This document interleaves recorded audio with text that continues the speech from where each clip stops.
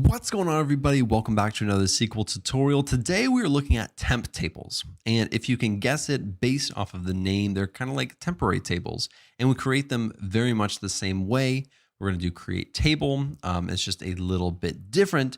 And you can hit off of this temp table multiple times, which you cannot do with something like a CTE or a subquery where you can only use it one time, or with a subquery, you need to write it multiple times within a query.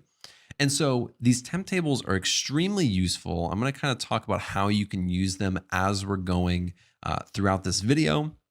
But let's get started right away with actually creating one, looking at it, inserting some data, and kind of showing you how temp tables work and what we can do with them. So we're going to start off with create table, much like a regular table is created. The only difference is we're going to do this £, and then we're going to do temp underscore employee.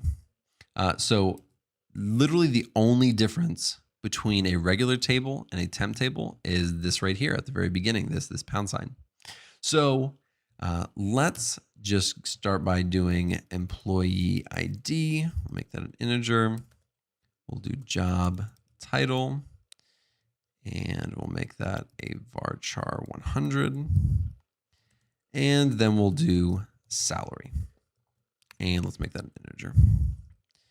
And so now we have our temp table. Let's go ahead and create it. So now we have our temp table created, and so we can look at it really quick. So let's select everything from, and we'll do temp employee. So let's take a look. It's completely empty. And we can insert data very much the same way we'd insert data into a regular table. So let's start doing that. Let's do insert into, and we'll do temp employee, and we'll do values. And let's just do something really quick, because I'm going to get to a little bit more interesting stuff in a second. Oops. So we'll make this person HR. That's their job title. And then for salary, we'll give them 45,000 and close it off. So let's run this, and let's select everything again and see what's in there. Perfect. So we were able to insert data into this temp table. And again, we don't have to create this every single time or we don't have to run this every single time we need to hit off of it like we did a CTE, if you watched my previous video. And this one, we can just run it and it sits there. And so again, it feels very much like a real table. And I'm going to get to a little bit of the nuances of the differences between a regular table and a temp table in a second. But let's really quickly, we want more data in there. You don't have to just do it value by value. We can also just do where we select all of the data from a specific table and insert that into a temp table. And that is really quickly, how I do it most of the time. Most of the time, I'm not inserting values. I am, taking a large table and taking a subset of that and then sticking it into a temp table. So let's look at this really quick and run that. So now we took all of the data from employee salary, and then we just stuck it into this table. And really quickly, this is one of the big uses of a temp table. We had, let's say, for example, that this employee salary table had 1 billion rows, or just an extremely large number. And we were trying to, hit a somewhat complex query off of it, where we're using joins and we're using maybe some window functions or different things. It would take a very long time to hit off of this.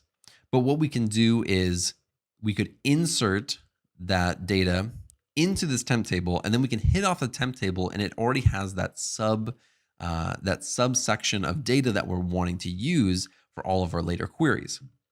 So really quickly, that's kind of a use case for that. So let's go down here. We're going to kind of create another one. And this one's going to be a little bit more advanced and a little bit of how I would actually use a temp table. Above, was just kind of showing the basic syntax, how you kind of put data into it, kind of how it's used. Now I'm going to show you kind of how I would actually use it. So let's do create table. Let's do create table. Let's do temp employee 2. And then let's do open parenthesis, and we'll do job title, and we'll make that a varchar 50. And then we can do employees per job. We'll make that an integer. Now we need average age, make that an integer. And the very last one will be average salary. I'll make that an integer as well. And let's run this. Oops. So we have our second table. Now we want to insert data into this one. So we're just going to do insert into, and we'll do temp employee 2. And for this one, I'm going to take a query that we used in a previous video. And so I'm just going to copy and paste that to save time, and then we'll keep on moving from there. All right, so I'm just going to paste that in. We will run this, and really all it's doing is from these tables, it's taking the job title. We're getting a count on the job title, average age, average salary, and that is it. So let's see if that worked, which it looks like it did, but let's actually take a look at the data. And so now we have this subsection of data from this join above.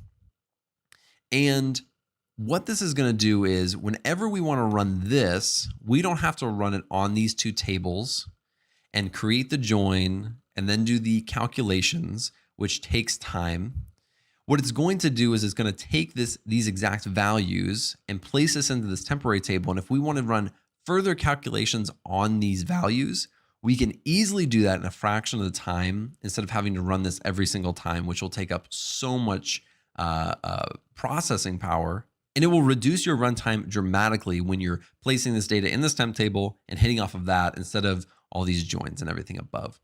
A lot of times these temp tables are used in stored procedures. Now, if you haven't learned about stored procedures or used stored procedures at all, that's okay. I still want to show you something that might be useful, although this is used a ton in stored procedures. So for example, let's say we have a stored procedure set up. We run the stored procedure and we get an output, and we, for whatever reason, want to run it again. And when we run it again, we get this error. And this temp table lives somewhere. It doesn't live in the actual database, but it lives somewhere. And so when we run it again, we get an error because there's already a temp table created.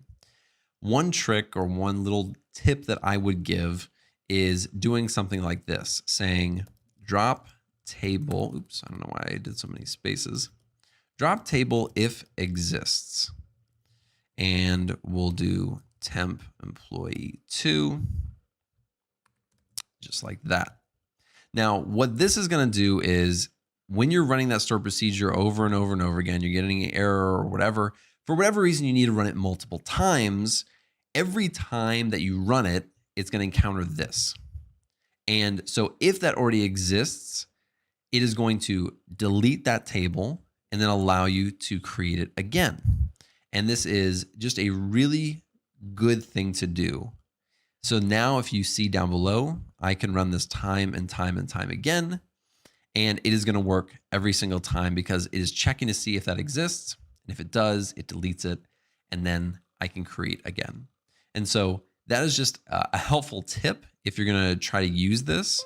I highly recommend adding that to your query just to make sure things run smoothly. I know there is a lot more that can go into temp tables, a lot more of the technical aspects or the DBA stuff. Obviously, I just want to teach you how to use it and what you might use it for and how to actually write it out. But there are a lot more things that you can do research on about processing speed and storage. But unless you are something like a DBA, you probably don't need to worry about those things. And so if you are a DBA, I do recommend looking into those things, making sure you understand how that works, how this data is stored, so that when people use them or you are using them, you know what's going on in the background. But for getting up and running with temp tables, I hope that this was helpful. Thank you guys so much for watching. I really appreciate it. If you like this video, be sure to like and subscribe below, and I'll see you in the next video.